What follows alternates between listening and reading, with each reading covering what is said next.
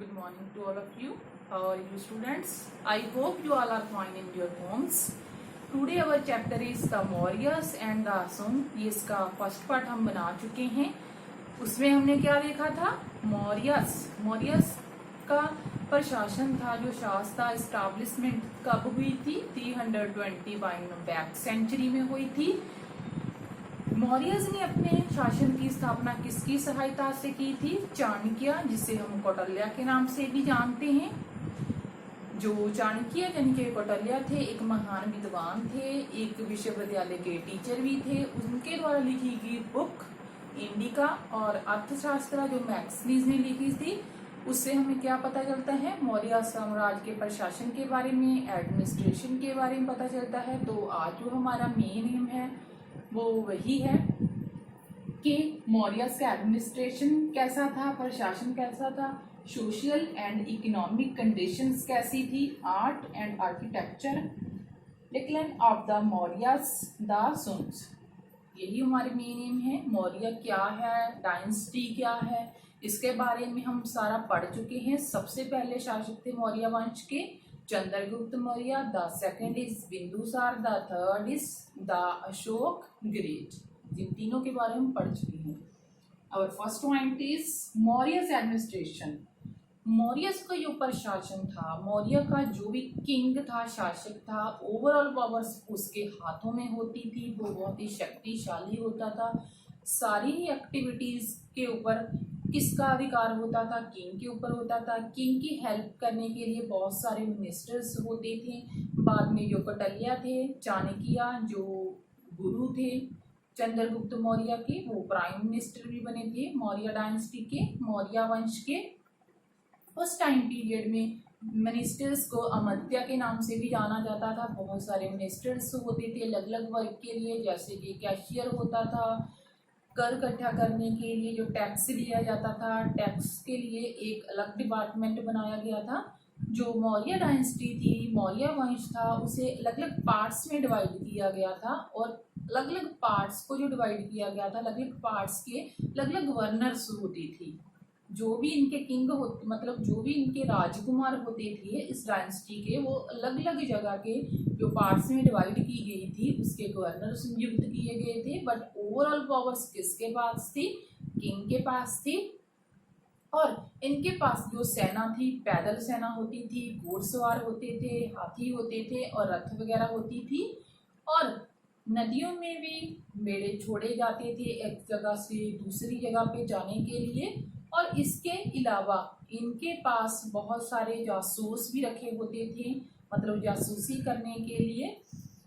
जासूस विभाग उस टाइम पीरियड का बहुत ही ज़्यादा मतलब पावरफुल था. कोई भी ऐसी बात नहीं हो सकती थी जो उनकी नज़र में ना आए. मतलब हम ये बोल सकते हैं कि उस टाइम पीरियड में जो लॉज थे, जो कानून थे, बहुत ही अच्छे थे. इसलिए कोई भी ऊंच नीच नहीं होती थी, कोई भी चोरी वगैरह नहीं होती थी. ठीक है, तो आगे चलते हैं. सोशल एंड इकोनॉमिक कंडीशंस, जैसे कि हमने लेसन नंबर 12 में पढ़ा था, महाजनपद काल में जो सोशल और इकोनॉमिक कंडीशंस थी इस टाइम पीरियड में भी मौर्य डायनेस्टी में सेम वही थी. जो हमारी सोसाइटी थी वो 4 पार्ट्स में डिवाइड हो चुकी थी. फर्स्ट पार्ट इज ब्राह्मण, second part is Kshatriya, third part is Khatri, fourth part is शूद्र. ब्राह्मण्स थे जो पाठ पूजा का सारा काम करते थे. जितनी भी रिलीजियस एक्टिविटीज थी वो किसके थ्रू की जाती थी? ब्राह्मण्स के थ्रू की जाती थी. क्षत्रिय जो होते थे, जिसे हम खत्री भी बोलते हैं, युद्ध वर्ग में शामिल होते थे. वो सेना में शामिल होते थे, ज़्यादातर वो सैनिक विभाग में मतलब उनकी कैटेगरी आती थी. थर्ड इज ब्राह्मण, खत्री, वैश्य. वैश्य क्या होते थे? वैश्य मतलब व्यापार वगैरह का, ट्रेड वगैरह का काम जो करते थे वो सारे इस कैटेगरी में आते हैं. हमारी फोर्थ और लास्ट कैटेगरी थी शूद्र, जिनकी हालत बहुत ही तरसयोग थी. मतलब जितने की लो लेवल के वर्क आते थे वो शूद्र कैटेगरी से करवाए जाते थे. और इस टाइम पीरियड में जो कंडीशंस बोल सकते हैं, कास्ट सिस्टम या लेडीज़ की कंडीशन थोड़ी ख़राब ही थी. इतनी ज़्यादा अच्छे हालात उस टाइम पीरियड में नहीं थे. लोगों की इकोनॉमिक स्टेटस देखें, अगर आर्थिक हालत देखें तो उस टाइम पीरियड में उनको कर का कितना भाग देना पड़ता था? 1/6 पार्ट, मतलब जितनी उनकी आमदन होती थी उसका 1/6 पार्ट, उसका 6वां हिस्सा उसे कर के रूप में देना पड़ता था। और मेन ऑक्यूपेशन क्या था इस टाइम पीरियड के लोगों का? एग्रीकल्चर था, वो खेती करते थे। इसके अलावा और भी जैसे कि कारपेंटर्स हो गए, कैबलर्स हो गए या एक्सेट्रा, और भी बहुत सारे काम होते, गोल्ड स्मिथ हो गए, ब्लैक स्मिथ हो गए, ये काम लोगों के द्वारा किए जाते थे। फिश को पकड़ने का काम भी बहुत लोग इस टाइम पीरियड में करते थे। इस टाइम पीरियड में वेजिटेरियन और नॉन वेजिटेरियन दोनों टाइप के लोग मिलते थे, वेजिटेरियन भी होते थे, नॉन वेजिटेरियन भी होते थे। सोसाइटी को ज़्यादातर हम 2 पार्ट्स में डिवाइड कर सकते हैं, लोअर और अपर में जो रिच पर्सन आते थे उन्हें कोई कर भी नहीं देना पड़ता था, कोई टैक्स नहीं देना पड़ता था। ज़्यादातर जो टैक्स थे वो लोअर क्लासेस के लोगों के ऊपर ही लगाए जाते थे, हाई क्लासेस के थ्रू लिए जाते थे। इसलिए जो लोअर क्लासेस की कंडीशन थी बहुत ही डाउन हो चुकी थी, जो अपर क्लासेस की कंडीशन थी वो थी अप हो चुकी थी। ये भी हमारा हो गया। थर्ड है आर्ट एंड आर्किटेक्चर। आर्ट कला, आर्किटेक्चर भवन निर्माण कला, जो बहुत ही बड़ी बड़ी बिल्डिंग्स बोल सकते हैं, हिस्टोरिकल बिल्डिंग्स बोल सकते हैं एक्सेट्रा। आर्ट कला, उस टाइम पीरियड में कला भी बहुत एक अच्छा रूप ले चुकी थी। उस टाइम पीरियड के किंग्स थे the Mauryas, Bindusara, the Ashoka the great, जिसे हमने प्रीवियस वीडियो में देखा था। अशोक ने बहुत सारे पिलर्स बनाए थे, लाइक 34 फीट तक जो ऊंचाई पे थे, जिनकी लेंथ 34 लेंथ तक मतलब फीट तक जा चुकी थी।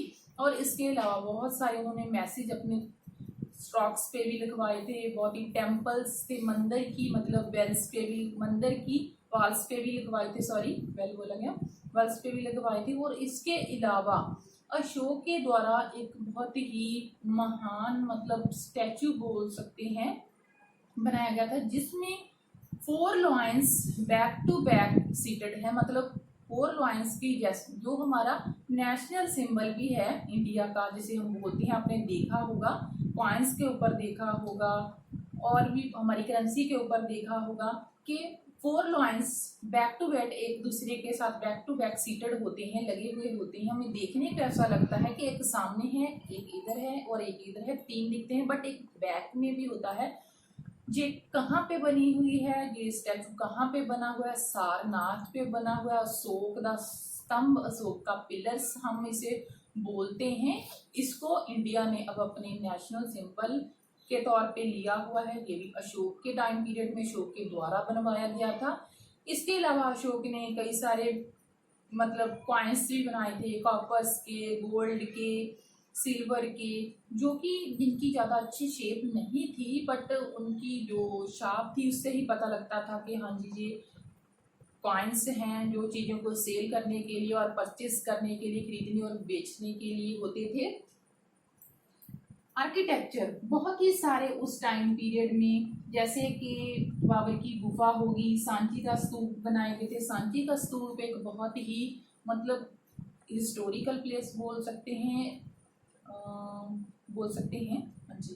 आर्किटेक्चर की बहुत ही ये एक बढ़िया कला थी। और इसके अलावा अशोक का स्तंभ, अशोक का पिलर बहुत ही बढ़िया चीज बनी हुई है उस टाइम पीरियड की, बहुत ही कला का अच्छा नमूना हम बोल सकते हैं। Decline of the Mauryas, Mauryas का पतन क्यों हुआ? जब उस टाइम पीरियड में इतनी डेवलपमेंट हुई थी, अशोक द ग्रेट किंग था उस टाइम पीरियड में, तो उसके पतन के रीजन क्या थे? एक तो जो अशोक का पुत्र था वीरभद्र, उसे पुष्यमित्र शुंग ने मार दिया था, जो कि उनका ही सेनापति था, अशोक के बेटे का ही। इसका रीजन क्या था? क्योंकि एक तो अशोक के जो आगे वाली पीढ़ी थी, उनके बेटे लगा लो या उनके आगे वाले राजकुमार लगा लो, बहुत ही आलसी टाइप के थे, वो अपने राज पे ज़्यादा ध्यान नहीं देते थे। सेकंड रीज़न था कि उनने इतना ज़्यादा रोड्स की डेवलपमेंट नहीं की थी जितनी ट्रेड के लिए होनी चाहिए थी।